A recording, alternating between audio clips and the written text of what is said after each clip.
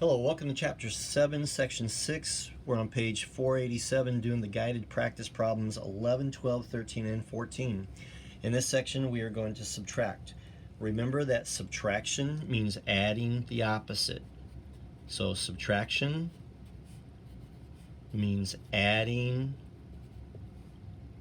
Now, if you just stop the video right there, that's a lie. Subtraction does not mean adding. It's the second part that you have to include. It means adding the opposite.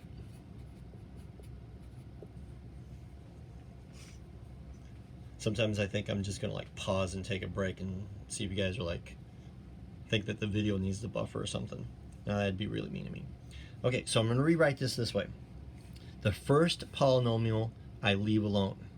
6c to the fourth power plus 8c to the first power plus 6. Leave that alone.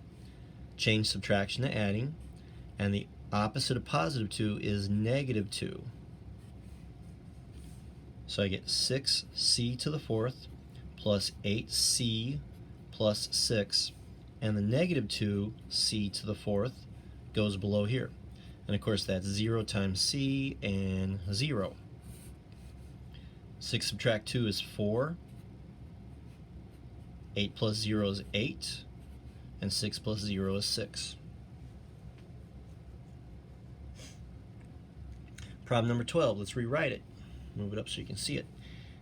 16y to the second subtract 8y plus 9. That stays the same. Subtraction becomes adding if positive 6 becomes negative 6, negative 2 becomes positive 2, and positive 7 becomes negative 7. These parentheses mean that these all go together. They all go together. So when I subtract, it's not just the first part. They're all for one and one for all, to make a literary reference, all right? So I have to subtract everything by changing the sign of everything. Now let's line it up. I'll put it over here. 16y to the second, subtract 8y plus 9. Negative 6y goes here, y to the second power, excuse me, plus 2y. Oh, and guess what? Probably I should have added these two together. I didn't even mention it when I was doing this. The negative 2y and 7y, and when they switch, that y goes here, negative 7y. So I've got some zeros in here. And when I've done this problem before, I kind of wonder if that was a typo, but we're going to assume that it's correct. But I kind of wonder if that was just supposed to be a 7, which would make it look nice. But since it's a 7y, I have to put it here. 16 subtract 6 is 10. I get 10y to the second power. Negative 8 plus 2 is negative 6. Negative 6 subtract 7 is negative 13. Now, if you want to do it this way, negative 8 plus negative 7 is negative 15. Plus 2 would also be negative 13. That's an example, like I said, of the associative property. The order doesn't matter. Either way, I get negative 13y, and 9 plus 0 equals 9.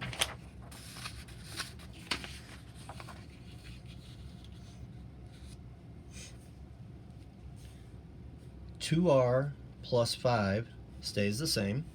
Subtraction becomes addition only if I change positive 5r to negative 5r and negative 6 to positive 6. 2r plus 5, negative 5r plus 6. 2 plus negative 5 is negative 3. 5 plus 6 equals 11. And problem number 14, I'm going to leave negative 7k to the second power plus 3 alone.